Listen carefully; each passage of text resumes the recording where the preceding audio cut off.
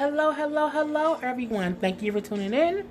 I am Jay Lee. This is Jay Lee's Corner, and this is my review for Queen Sugar episode 8, season 2. I couldn't remember what it was. I had to look at my DVR. So yeah, season 2, episode 8. This was the mid-season finale. Really good episode. A lot to cover. I'm going to try to not make this video too long. But first things first, as usual, if you have not done so already, take a moment to subscribe to my channel. It does not cost you anything. It just lets you know when I have a new video up and things like that. You can also, you just hit the subscribe button and that's it. You can also share my videos, like my videos. There's also a comment section at the bottom. Please feel free to always leave a comment at the bottom. The only rule for a comment section, please be respectful to me and anyone else commenting.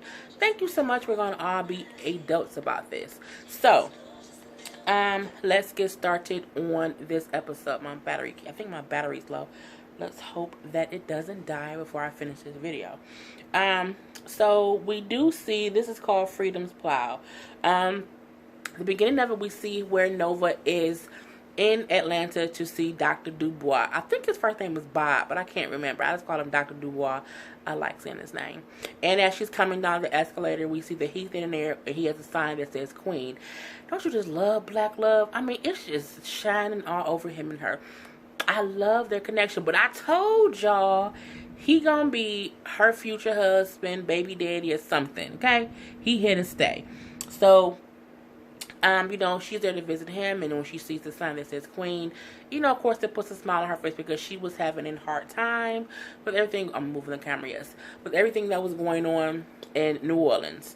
And, they go to the car and everything, and then he's like, you surprised me coming. She's like, yeah, I surprised myself. And, yeah, I was fixing stuff. And he's like, I want you to be here. I'm happy you're here. I want you here, and I want you now. And I'm like, okay, Dr. Dubois. And he gets out the car to go open her car door. But nuh-uh. Nova climbs her old cute little stuff in the back seat. And I'm like, Nova, you getting in that man back seat for real? And Nova got in that man back seat for real. So he, of course, noticed that she's not in the front seat anymore. And we opens the back door. And she's like, well, you said you want me right now. And he climbs in the back seat. So my guess is they got busy in the back seat of the goddamn airport parking lot. Go ahead, Nova. Get you some of that chocolate sugar. So we see that. So she fucked that man in the back seat. But she's an adult. I told y'all, Nova's sexually fluid. We see Charlie, and she's saying that her the story that she had done to her is coming out. And so she was looking over it a little bit, and she takes her towel off her head because she was washing her hair. And she was also looking at like the images from the review from the story. And when she took her towel off her head, you can see that her hair isn't straight. A lot of people who have curly hair straighten it, and she keeps her hair straight, but when she takes the towel off and her wet hair falls, you see that her natural curls are kind of coming through a little bit. And so we see that she lets her curls loose, as I would say. And when she's sitting at the table with Micah, Micah is like, he's looking at her, and she's like, it's just natural hair, Micah, that's all. He's like, I like it, Mom, I think it's cool. And he also lets her know that he also read the story, and he's like, she's like, what do you think about it? And he's like, it was good. He's like, I did notice that you didn't say anything about you and Dad's divorce. Like, so he's thinking maybe she didn't mention it because maybe they're trying to get back together. And she's like, no, me and your father are going to just release a joint statement together. And then he's like, okay, fine, whatever. Because, of course, he wants his parents back together. Next, we see Ralph Angel calling Aunt Vi. He's basically calling Aunt Vi because he hasn't been able to get in touch with Charlie or Nova. Of course, they're ignoring their brother. They're pissed off at their brother. And he's talking to her, basically asking, have you talked to Charlie? I'm trying to get in touch with them, and I can't. And she's like, what do you expect? But she's also letting him know, hey, I tried to help y'all. I tried to get y'all to fix it. Y'all didn't want to listen to me. So at this point, I'm out of it. he was just saying to her, you know, there are bills that need to be paid around the farm, so I need to talk to Charlie about what's next. And she like, what's next? You know, you told them the truth, and now you, basically, you told them the truth about the will, and now you have to sleep in the bed that you made. Meaning, you blew up the way things were. Everything was going kind of good, and because you wanted to be the sole owner of the land, you didn't think what would happen if your sisters were pissed, because they were helping you. Well, at least Charlie was. Nova was too. But, you know, Charlie was the financial person. So you can't say to her, it's just me. It's mine and mine only. But then expect them to still wholeheartedly right after that. Okay, yep, here's the money. It's like, it's you gonna need to have that conversation. But as Anva said, when you told her, you know, I'm gonna do what I need to do, that was having a conversation. You basically told her you didn't need her help. You said that thinking you didn't need her help when you really do. You know, he also needs a payroll check because he's on parole. So he needs her to pay him a payroll check so that he won't get his parole violated. And, of course, he didn't think what telling the truth meant. And, you know, I was just like, you know, I'm done with it. I'm not trying to get involved in it. I don't know why he thought telling them would be, nothing would happen. You know what I'm saying? And it was the way he did it that made it worse. The fact that they knew that he had known for a while and didn't tell him, that made it worse. But no, I'm like, you know, I'm done with it. We see the next scene with Remy talking to Charlie about, of course, the story that came out and how they kind of didn't like it. He just tells her it came off as she's trying to find herself. She's trying to figure things out. She doesn't really know if she likes being in the mill and, you know, running land, and she don't know if she like all of that just yet. And, you know, the farmers who are depending on her to have her meal there, you know, they don't know how they feel about that. And, you know, she was just saying that she didn't know how she felt just yet, but it didn't mean that she didn't want to be there. So we see that part. We also see that Davis, well, as far as Charlie, I think it's okay that she said all that. It was honest. Because, again, I'm going to cover that later. So it's on the problem. We'll talk about that. Next, we see Davis on a date with that singer lady who he initially saw when he was at the Habitat for Humanity building the house thing with Micah and Nova. Well, he wasn't building the house. Nova and Micah was, but he met her there. So we see them on a date. And I'm like, oh, Davis, really? Really, Davis? But, you know, I guess everyone has to move on. You know, we can't keep acting like he just can't date anybody. But, you know, she admits that she knew of him, heard of him, knew about the scandal and everything. And, you know, she does say, hey, oh, wait, hold on one second. Oh, crap. Okay, I had to plug my charger up. So, yeah. But yeah, the singer was saying to Davis how she knew about things that went on. She's also made mistakes too, but she feels like he's still some sort of a gentleman. She doesn't think the gentleman thing is an act. I guess people say because he was sleeping with them prostitutes and selling them prostitutes to his teammates, he's not a real gentleman. But she was saying, you know, hopefully we both can be each other's second chance. I like that she said that because in reality, everyone's done something that they regret, that they wish they would not have done. Everyone's made mistakes. And sometimes it takes a person making a huge mistake, even when in public, whether it's in public or in private, but for them to realize that they fucked up and they need to fix it.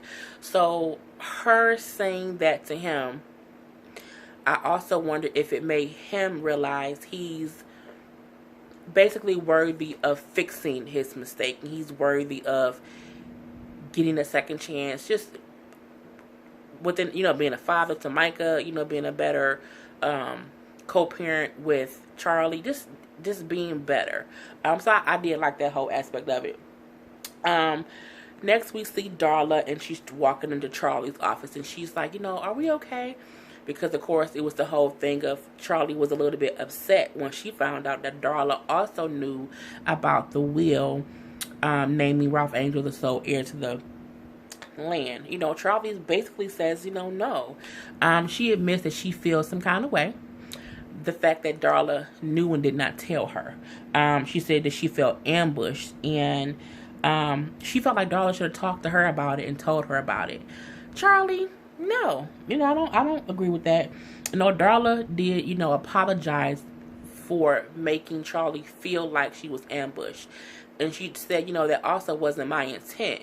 She said, but it wasn't my place to tell you the truth because it wasn't my truth to tell, which is very true. Sometimes people want others to tell them someone else's secret. And again, that's not their truth to tell. It was Ralph Angel's truth to tell. And if Darla would have told Charlie, that would have been a betrayal to Ralph Angel. At the end of the day, Darla's loyalty is with Ralph Angel and also herself. And she's having to find that thin line between what Ralph Angel feels like she should do, what Charlie feels like she should do. But what's more important than any of that is what she needs to do for her sobriety. What she needs to do to still be a mother to Blue. So I like how she said to Charlie, that wasn't my truth to tell. That was Ralph Angel's truth to tell. And, she said, I'm going to still continue to do my job here until you tell me otherwise, but I hope you never do that. And then she kind of walks away. And when she walks away, Charlie looks kind of, dumbfounded in the aspect of she didn't think about the fact that it wasn't Darla's truth to tell. And she's up here being upset with Darla for the wrong reason because, again, Darla shouldn't have told. No one should have told them except Ralph Angel. So they can't be mad at Aunt Vi. They can't be mad at Darla. Hell, they can't be mad at Ralph Angel's parole officer. You have to handle that issue with your brother. So yeah. Next we see Nova and Dr. Dubois, who are in Atlanta. The scene with them, because he takes her to a party. And I'm thinking that I got a little bit confused, a little bit lost. Not fully lost, but a little bit lost. I know they're at a party. And the fact that she's an activist and things like that, I'm like, okay, this must be a party of people who are talking about different issues within, immigration, police brutality, prisons, things that Nova is involved in, and also Dr. Dubois. So what I noticed is there was a gentleman there who, when she was introduced to him, she knew who he was. And I'm like, okay, he must be someone who is like a racist or just someone she disagrees with politically, economically, or things like that. And it was, but I was, because she said his name and she said like, oh, I think it was like maybe right wing is what she said. And okay, he just must be something that she's going to clash with it. He's going to remind me of like a Trump supporter, basically. So, they're at the dinner table and they're having like this heated debate, sort of kind of going back and forth with his opinions. And it's Nova, and she's going, kind of back and forth with the person I'm going to refer. I'm not going to refer to that person as a Trump supporter. I'm going to refer to this person as someone who has a difference of opinion with Nova. And, they're talking, and he brings up how, the New Orleans would need public health care because it's a breeding ground for, because they're going to need public health care. And she's like, why? What are you talking about? He was like, well, because New Orleans is a breeding ground for the Zika virus. And she's like, what? She's like, no, that's fake news made up by racists just to, scare people. It's a scare tactic. And he was saying, well, sometimes you're going to have to make a choice. Would you want to focus on immigration or would you want to focus on the inner city poor? You can't save both, so you have to make a choice. Which would you want to save? And, Nova's giving her points of view. The other person who disagrees with her is giving his point of view, and he happens to be white. And as they're going back and forth, of course, Nova's getting very frustrated that her points is being kind of argued, because I think she thought the dinner she was coming to with Dr. Dubois would be one where everyone agreed. I think she was surprised that she was at a event and that he would bring her to an event, or that he would associate himself with people who have such differences of opinions. Nova sometimes is very closed-minded in that, to where she thinks people should only associate with people they can agree with. And she kind of showed that in this scene, because when the person who did not agree with her, he's a white gentleman, mentioned that he wasn't the only person who shared these views in one way or another. Isn't that right, Bobby? And I think that's what I said. His first name must be Bobby. So he insinuated that Dr. Dubois, in some way, have agreed with them on one thing or the other. And she looks over like, really, motherfucker? And, he just still sitting there smiling. And she's like, you know what? I lost my appetite. And she gets up to leave, basically. The scene later on picks up with them in a separate room talking. And he's like, there was a point in time when I didn't have a choice with who I was able to share a room with. So sometimes I had to share, and meaning he didn't have a choice about who was invited to what parties or what parties he was invited to when he was trying to be a part of the conversation. So he basically would be in situations with people who he doesn't agree with, until he was able to pick and choose who he wants to associate himself with. She, of course, does not understand that, and she's like, I can't be in the same room with a person who's trying to destroy the same thing I'm trying to build. And he's like, well, my friend at the end of the table, thinks differently of you. The friend turns out to be someone who works for CNN, and she wants Nova in some way to be on CNN, give her opinions, basically. And she's kind of mad, like, I didn't come here to audition. So now she feels like he has her there, and she was auditioning to be on CNN. And she's like, that's not how I do things, And he's like, it would be great if you could get your message out on a larger scale. Isn't that what you want? And she's like, well, that's not how I do things. And of course she's upset. And he's like, yeah, but maybe you should. Meaning you have something that you want to share. You should want to get it out to as many people as possible. But Nova is kind of centralized and focused on fixing everything where she lives. She's not thinking mainstream yet.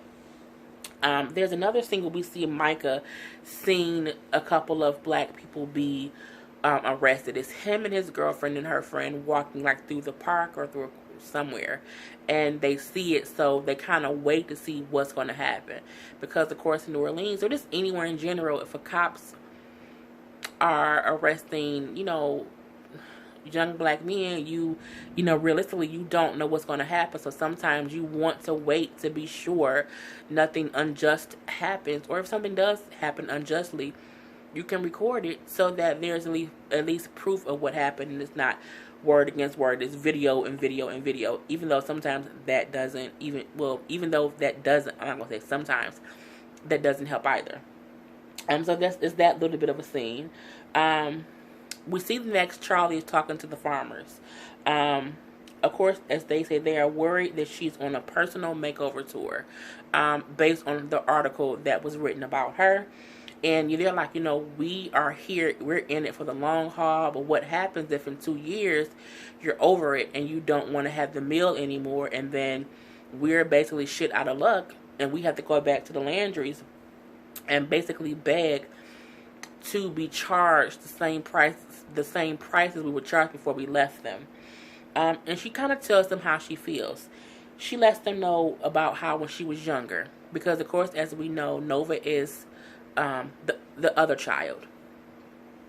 So she was like, when I was younger, I would have to come visit my father here, in the summer. And she's like, whenever I came here, I always felt like a visitor, even though it should have been home, because I was coming down here with my father. She then says how as she got older, because she always felt like she was just a visitor, when she got older, she stopped coming. And, she brought up to where, she was then forced to come back, for the worst circumstances ever, which is that her father died. And she's like, coming back, it took me time to see things from everyone else's perspective, to see the love within this land, to see the people and the community and what can be built. And she's like, for me, I'm doing this for me, for my father, and for you all as well. She's like, because she finally felt proud to feel like she was home. where she didn't feel like that when she was younger. So it wasn't that she was trying to find herself per se. It was just her coming to grips with the change in her life. Her father passed away. She's now back in, in Louisiana, and she's just having to get adapted. And they don't, because they live there. They're from there. That is where they're from their whole lives. And she just had to readapt to being there. I love that conversation that she had with them. And they understood what she meant, what she was going through, and things like that. And then the absolutely brilliant moment is they all pray for her. Yes. Yeah, pray for that. Yes. Farmers, pray for the young black woman who trying to come back to the city, will come back to the country, and make everything right for people. Yes, do that. Yeah. So yeah, that was a whole great moment. We also see in another scene where Ralph Angel and Darla are talking to Blue. Basically because Blue was asking Ralph Angel earlier, why is the mom around more? And she doesn't spend the night as much. She doesn't have dinner with us every night. And so because of that stuff, they're having a conversation with Blue. And, Darla lets him know, well, me and Dad had an argument. But it's nothing that you did or nothing like that. We love you. It has nothing to do with you. She then goes on to explain the reason why she isn't around as much. And she's like, you have a schedule to keep, and you wake up at this time, you get dressed at this time, you go to bed at this time. He's like, yeah. And, yeah. And she's like, well, I have a very strict schedule so that Mommy doesn't get sick. She's like, when you were young, Mommy got really sick because she didn't follow a schedule. And she was like, so now I'm following this schedule. He's like, and you're all better, Mommy? And she's like, yeah, I am. I'm better. But that's why sometimes she's not around, because of the schedule that she has to keep so she doesn't get sick. It was very smart way to explain to a child why you're not around, because the kid gets, I have a schedule because I have to do these things. Mommy isn't around because she has a schedule too, and she's trying to be good. She's trying to be better. I like that whole conversation. He was like, well, can we hang out tomorrow, Mom? And she's like, well, no, I have a very, very important meeting tomorrow. And Ralph Angel's like, oh, yeah, oh, my God, yeah, that's your sobriety meeting. She's like, yeah. And she's like, I can't miss that. And, of course, her and Ralph Angel are not in the best of terms right now. We don't know if he's going to show up. Next. We see Micah, who finds out where he's walking. In an earlier scene, he calls his dad, or his dad calls him, one of the two. And Davis is on a date with the singer girl, and Micah is in the courtyard place watching the people be arrested and things like that. And he's like, hey, Dad, I'm going to bring my girlfriend back to the loft. You guys want to make sure that it's okay? And he's like, yeah, sure, son. I'm at a marketing meeting right now, so I'm not at home, but I'll see you when I get there. So it's that whole conversation. So now Micah and his girlfriend are just walking home, trying to get to the loft and everything. And the friend that they're with sees his dad in the window of this restaurant on a date with this singer. Micah, isn't that your dad? Oh my God, isn't that? And said the girl's name, who the singer is. And so Micah's looking because he's in shock, because his father just told him he was at a marketing meeting, but I see you with my own two eyes at this dinner date holding hands with this woman. And Micah's upset, so Micah does go in, and he confronts his dad, basically. He's like, oh, so this is the marketing meeting? You're such a liar. And Micah, of course, is being loud, and for Davis, he hates being embarrassed. He's not all about images, but he cares about his image. So he's saying, Micah, quiet down, don't embarrass us. And he's like, what?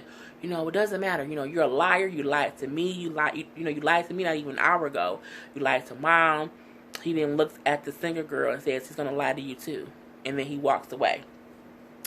Kids do that. You can't lie to your kids when they're already going through things, because they're going to explode. Micah at that moment was just pissed off that his father lied to him. Because that ain't the marketing meeting, Daddy. You hold that lady hand. So yeah. We see Aunt Vi. After that scene, Aunt Vi kind of faints. And Charlie and Hollywood are there, like, oh my God, we need to get you to a hospital. And she's like, no, I'm okay. I just haven't ate all day today. I've been ripping and running. I just been doing too much. So Charlie's like, you need to listen to Hollywood. There could be something wrong with you. And she's like, the only thing wrong with me is you. Charlie's like, what? And she's like, you and your brother and your sister. Y'all need to fix this. So she used that moment to say, fix what's going on with your siblings. That's the only thing wrong with me, is that y'all ain't getting along. That's the hard part of what's going on. So, it was that whole little thing. We next see that Ralph Angel and Charlie both come to Darla's 2-year sobriety meeting, and just to support her. So, Ralph Angel walks in and she does see him, and, she's happy that he came in to support her. And, after they give her her little pen or whatever they give people who are sober, I'm going to say that's her sober coach, said to Ralph Angel, oh, so you're the boyfriend. Okay, cool. She talks about you a lot. She then says, if you can't be there for her and, be supportive for her, you should just leave her. You should leave her. If you can't support her, just leave her alone. Basically meaning, she'll always be struggling with her addiction. So she doesn't have the luxury of also dealing with whatever you have going on if you can't fully be there to support her. And that's how any addict is. They have to focus on their sobriety. So they can't handle, at times, other people's bullshit. And I'm happy someone said that to him so that he can remember it's not even about you. Everything is not about you, Ralph Angel. Even though you are so, so sexy, it ain't always about you. Charlie and Darla have a little bit of a, Darla thanks her for coming. But then she has to go off to take a picture with the other people who are sober. And Charlie and Ralph Angel are left to kind of have a conversation together. And, he's like, oh, I like your hair like that. And she's like, yeah, it's just natural.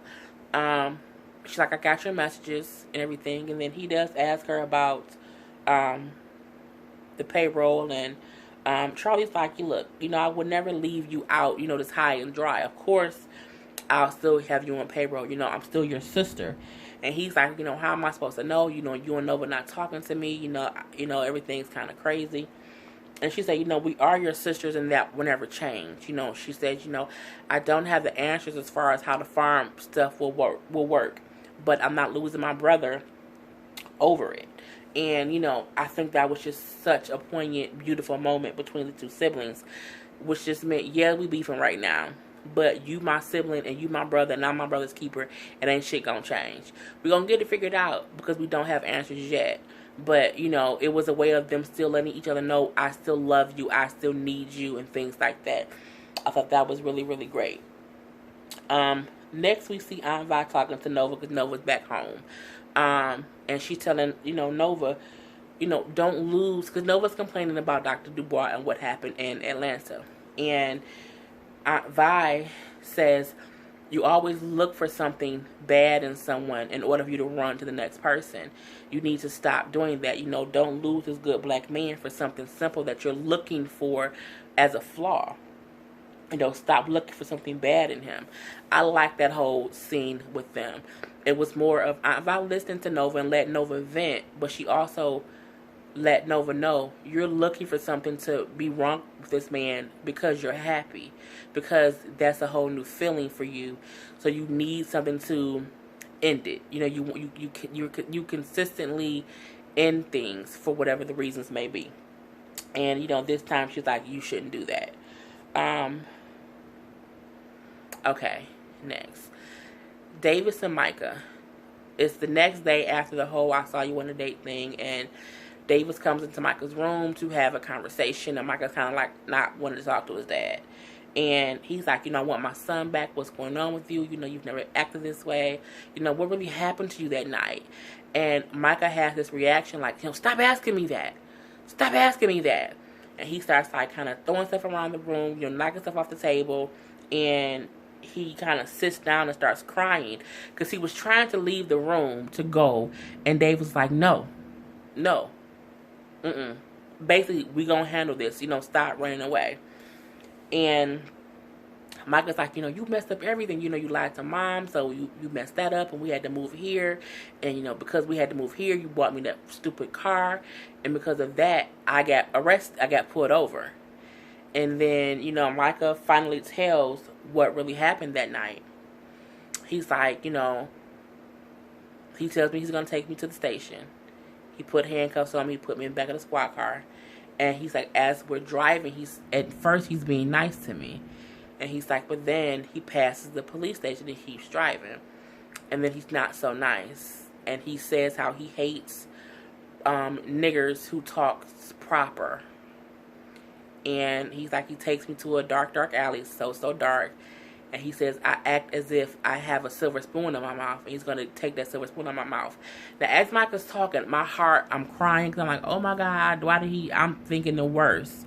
Like, oh my God, he raped him. He made him do something sexually. He did. I assumed it was sexual only for the fact that Micah didn't have any physical scars on him.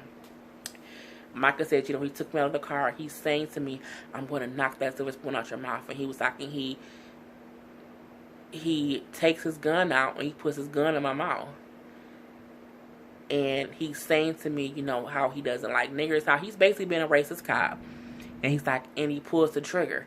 And as Micah's talking, Davis is kind of emotionally coming unstable. You can see he's physically distraught. He's because he's hearing what really happened that night.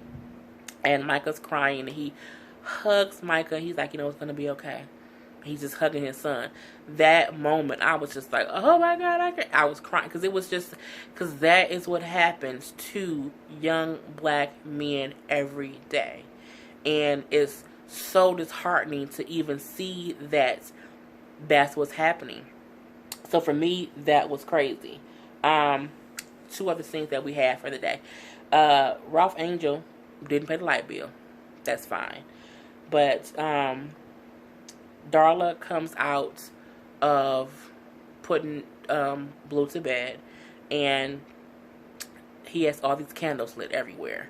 And with all the candles lit, she's